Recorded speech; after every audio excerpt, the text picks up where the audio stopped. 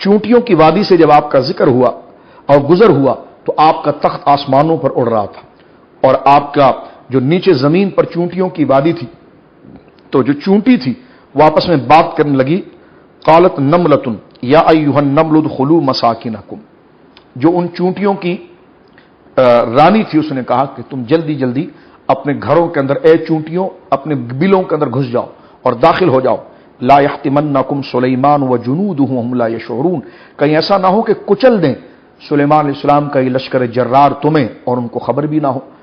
اور آگے فرمایا قرآن نے فتبسم ضاحکا من قولها، سبحان اللہ، حضرت سلیمان علیہ السلام نے آسمانوں پر ان چونٹی کی آواز سن لی اور ضاحکا من قولها، اور اس پر آپ بہت مسکرائے، اور پھر آپ نے فرمایا قال ربی اوزعنی ان اشکرک، یا اللہ یہ تیرا شکر ہے اور تو مجھے توفیق دے کہ میں تیرا شکر ادا کروں کہ ایسے کمالات تو نے اپنے فضل سے مجھے عطا فرمائے ہیں کہ چونٹیاں زمین پر بات کرتی اور آسمانوں پر میں سن لیتا ہوں، اور میرا لشکر اتنا طویل ہے کہ جو ہواؤں میں سفر کرتا ہے، جنات میرے تابع ہو گئے، ہوا میرے تابع ہو گئی، ساری کائنات میرے لیے مسخر ہو گئی، تو یا اللہ تو مجھے توفیق دے، ربی اوزعنی ان اشکر، میں تیرا شکر ادا کروں، اور جو تیری نعمتیں ہیں التی انعمت علی وعلی والدی، جو تو نے مجھ پر اور میرے والد پر کی ہے، اور مجھے ایسے کاموں کی توفیق عطا فرما جس سے تو راضی ہو جاتا ہے، اور تو اپنی رحمت میں مجھے داخل فرما اور صالحین بندوں میں میرا شمار فرما۔ تھوڑی دیر کے لیے یہاں پر ہم رکتے ہیں اور چند باتوں کو سمجھنے کی سلیمان علیہ السلام کے اس واقعے کے ضمن میں کوشش کرتے ہیں۔ دیکھیے یہاں پر وادی نمل سے جب سلیمان علیہ السلام کا گزر ہوا چونٹیوں سے، اب چونٹی آپ دیکھیں حشرات الارض ہے، زمین پر وہ آ رہی ہے، اب اس کی آواز کو کون سن سکتا ہے؟ لیکن حضرت سلیمان علیہ السلام کو اللہ رب العالمین نے یہ سماعت انبیاء کو عطا فرمائی۔ انبیاء کرام ہوتے انسان ہیں لیکن کوئی انسان ان جیسا نہیں ہوتا، اللہ رب العالمین انہیں بشری بناتا لیکن کوئی بشر ان جیسا نہیں ہوتا،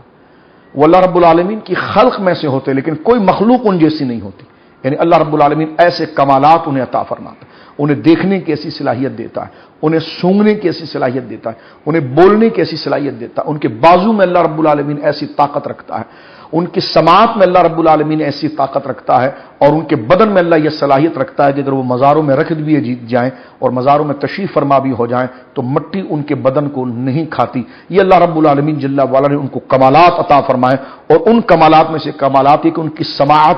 سننے کی طاقت اللہ رب العالمین ایسی عطا فرماتا ہے کہ زمین اور آسمان کے شرق سے لے کر غرب تک ایسٹ ویسٹ تمام چیزوں کی آوازوں کو بیک وق وہ سن لیتے ہیں۔ اور آج اس چیز کو تو سائنس اور سیٹلائٹ نے بھی آسان کر دیا ہے کہ جس کا کنیکشن سیٹلائٹ کے ساتھ ہوگا اور موبائل فون اس کے پاس ہوگا، اور سیٹلائٹ سے اگر گویا کہ وہ لنک کر گیا اور اس کا کنیکٹ ہو گیا تو جناب ادھر مشرق کا بندہ ویسٹ کا بندہ اس کی بات سن لیتا ہے۔ تو اب آپ دیکھ لیجئے وہ اس سیٹلائٹ کو بلا تشبیہ آپ سمجھیے کہ وہ نبوت ہے، اور اس کے اختیارات ایسے ہیں کہ جو اس کے دائرے کے اندر جو چیز آ جاتی ہے ان تمام دائروں پر وہ تصرف بھی رکھتے ہیں، ان کی باتوں کو سمجھتے بھی ہیں اور ان پر نگاہ بھی رکھتے ہیں۔ اسی لیے جب مختار کل کا عقیدہ بتایا جاتا ہے تو جو ان کا دائرہ رسالت ہے، اس دائرہ رسالت میں اللہ رب العالمین جل وعلا ان کو اس مخلوق کے اوپر یہ غلبہ عطا فرماتا ہے، وہ اللہ رب العالمین کے مقابلے پر نہیں ہوتا، بلکہ جہاں پر وہ بھیجے گئے ان لوگوں سے مخاطب اور ان سے براہ راست ہونے کے حوالے سے ہوتا ہے۔ اب دیکھیں قرآن کریم کہتا ہے کہ چونٹیاں جو تھی وہ زمین پر تھی، اور حضرت سلیمان نے ان کی آواز کو آسمان پر سنا اور اپنے تخت کو لے کر نیچے آئے، بلکہ آپ نے مسکرایا، جس طرح میں آگے آپ کے سامنے عرض کر رہا تھا، فتبسم ضاحکا، اس بات پر آپ خوب مسکرائے، من قولھا، اس چونٹی کی بات کے اوپر۔ یہاں پر دیکھیں چونٹی نے کیا کہا، چونٹی نے کہا یا ایھا النمل ادخلوا مساکنکم، اے چونٹیوں ساری، جو ان کی بڑی ہیڈ تھی اس نے کہا اے چونٹیوں جلدی جلدی تم اپنے بلوں کے اندر داخل ہو جاؤ، لا یحطمنکم سلیمان وجنودہ، کہیں ایسا نہ ہو کہ سلیمان علیہ السلام اور ان کے جنود اور جو ان کے اصحاب ہیں وہ تمہیں رون دے، وہم لا یشعرون، اور انہیں خبر بھی نہ ہو۔ یعنی چونٹی کا بھی عقیدہ تھا کہ نبی کے اصحاب کسی پر ظلم نہیں کرتے۔ اب جو لوگ آپ غور کیجئے، جو لوگ یعنی نبی کریم علیہ الصلوۃ والسلام کے صحابہ کے لیے تانا بنتے ہیں اور کہ نبی کریم علیہ الصلوۃ والسلام کے صحابہ نے یہ کر دیا فلاں پر ظلم کر دیا، میں نے کہا کہ تمہاری عقل تو چونٹیوں سے بھی گزری۔ چونٹی کا بھی یہاں پر یہ عقیدہ ہے، چونٹی یہ کہہ رہی ہے کہ دیکھو ان کا لشکر تمہیں کہیں روند نہ دے، وہم لا یشعرون، یعنی غیر ارادی طور پر ان سے ایسا ہو جائے تو ہو سکتا ہے ارادتاً وہ تمہیں کبھی نقصان نہیں پہنچائیں گے، اس لیے کہ وہ جنود وہ نبی کے اصحاب میں سے ہیں، نبی کے ساتھیوں میں سے۔ تو اس سے آپ اندازہ لگائیے کہ چونٹیوں کو بھی اللہ رب العالمین نے یہ سمجھ عطا فرمائی ہے کہ جو نبی کی صحبت میں رہنے والے ہوتے ہیں وہ کسی پر اقدام کرنے والے نہیں ہوتے، کسی کو نقصان نہیں پہنچانے والے ہوتے۔ ہاں وہم لا یشعرون، کوئی ایسی بات ہو جو غیر ارادی طور پر ہو جائے، جس کو تم الگ رنگ دے رہے ہو، لیکن وہ غیر ارادی طور پر ہو جائے جس میں ان کا کوئی ارادہ وہ نہیں تھا، جس ارادے کو آپ جنم دینے کی کوشش کر رہے ہیں یا جس طرف بات کو آپ کھینچ کر لے جا رہے ہیں، بغض کی طرف یا ملکیت کی طرف یا جناب مال و منال کی طرف، ایسا نہیں۔ تو دیکھیں چونٹی نے یہاں پر ایک بات کی ہے جس سے اس بات کی بھی وضاحت ہمارے سامنے آ جائے۔ فرما فتبسم ضاحکا من قولها، حضرت سلیمان علیہ السلام نے ان کی بات کو سنا اور آپ نے مسکرایا۔ فتبسم ضاحکا من قولها، تو تبسم اور ضحک اور قہقہ یہ ہنسنے کے تین موشن ہوتے ہیں، تین طریقے ہوتے ہیں۔ یہاں پر دو ذکر، فتبسم ضاحکا کہ آپ نے تبسم کیا اور آپ نے ضحک فرمایا۔ تو یہ ایسا ہنسنا کہ جس میں آگے کے جو دانت ہیں دو یہ ظاہر نہ ہو اور نہ ہی آواز پیدا ہو، اس کو کہتے ہیں تبسم، یعنی صرف ہونٹ کا ہل جانا اور اس ہونٹ کے ہلنے میں، اس ہنسنے میں جو ہے کہ نہ آواز نکلے اور نہ سامنے کے دانت نظر آئے، اس کو کہتے ہیں تبسم۔ اور اگر ہنسنا اس طرح ہو کہ آواز نہ نکلے لیکن آگے کے جو دو دانت ہیں یہ نظر آ جائے، اس طرح کھلکھلا کے ہنسے، اس کو کہتے ہیں ضحک۔ عربی زبان میں یہ آگے کے دانت کو دواحک کہا جاتا ہے، اس لیے کہ جس ہنسی کے اندر آپ کے یہ دانت نظر آئیں گے نا تو اس کو ضحک کہا جائے گا۔ اور قہقہ اس کو کہتے ہیں کہ اس طرح ہنسا جائے کہ جس میں سے آواز پیدا ہو۔ تو نبی کریم علیہ الصلوۃ والسلام و انبیاء کرام قہقہ نہیں لگاتے، یعنی ان کے ہنسنے میں آواز نہیں آتی، گونج نہیں پیدا ہوتی، بلکہ تبسم اور وہ ضحک کرتے ہیں، یعنی صرف ہونٹوں سے گویا کہ مسکراہٹ لے آتے ہیں یا اس طرح کھلکھلا کر ہنس گئے کہ جس سے آپ کا دہن مبارک تو کشادہ ہوا، دانت تو نظر آئے لیکن آواز اس میں پیدا نہیں ہوئی۔ تو حضرت سلیمان علیہ السلام نے جو ضحک کیا، اور ضحک انتہائی خوشی کے وقت ہوتا ہے کہ جب بڑی خوشی کی بات آ جائے تو ایسا کھلکھلا کے ہنسنا کہ جس سے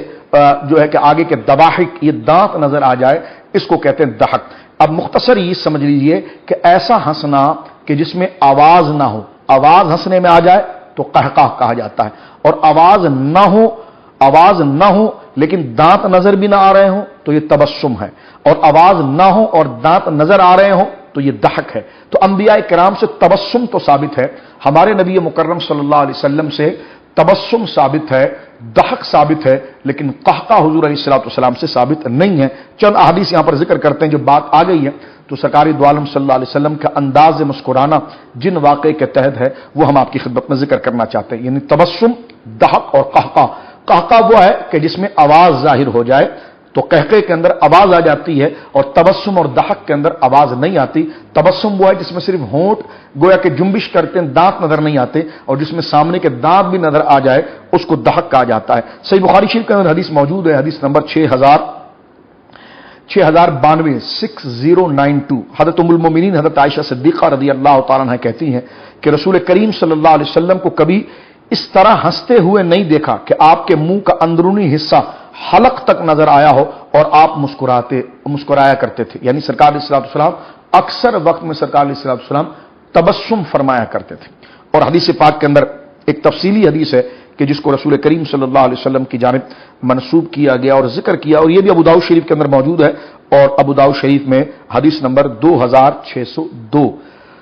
اس حدیث میں یہ کہ ایک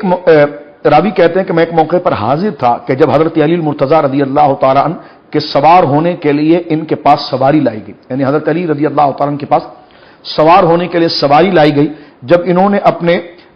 سواری کی رکاب کو تھاما تو آپ نے پڑھا بسم اللہ، اور جب سواری کی پشت پر حضرت مولا مرتضیٰ رضی اللہ تعالیٰ عنہ بیٹھ گئے تو آپ نے فرمایا الحمدللہ، اور پھر آپ نے کہا سبحان الذی سخر لنا ھذا وما كنا له مقرنین وَإِنَّا إِلَىٰ رَبِّنَا لَمُنْقَلِبُونَ، یعنی سورہ زخرف کی یہ آیت آپ نے پڑھی جو دعائے سفر تھی۔ اس کے بعد آپ نے 3 دفعہ کہا الحمدللہ الحمدللہ الحمدللہ، اور پھر کہا اللہ اکبر، پھر کہا سبحانک انی ظلمت نفسی فاغفر لی فإنہ لا یغفر الذنوب الا انت، پھر آپ ہنسے۔ تو کہتے کہ میں نے پوچھا کہ آپ امیر المومنین حضرت علی المرتضیٰ سے میں نے پوچھا یہ ساری دعا آپ نے پڑھی اور دعا پڑھنے کے بعد آپ ہنسے، تو جو آپ ہنسے اس کی وجہ کیا تھی؟ یعنی اس میں آواز نہیں تھی لیکن آپ کے دندان نظر آ رہے تھے. تو حضرت علی سے پوچھا کہ آپ کیوں ہنسے؟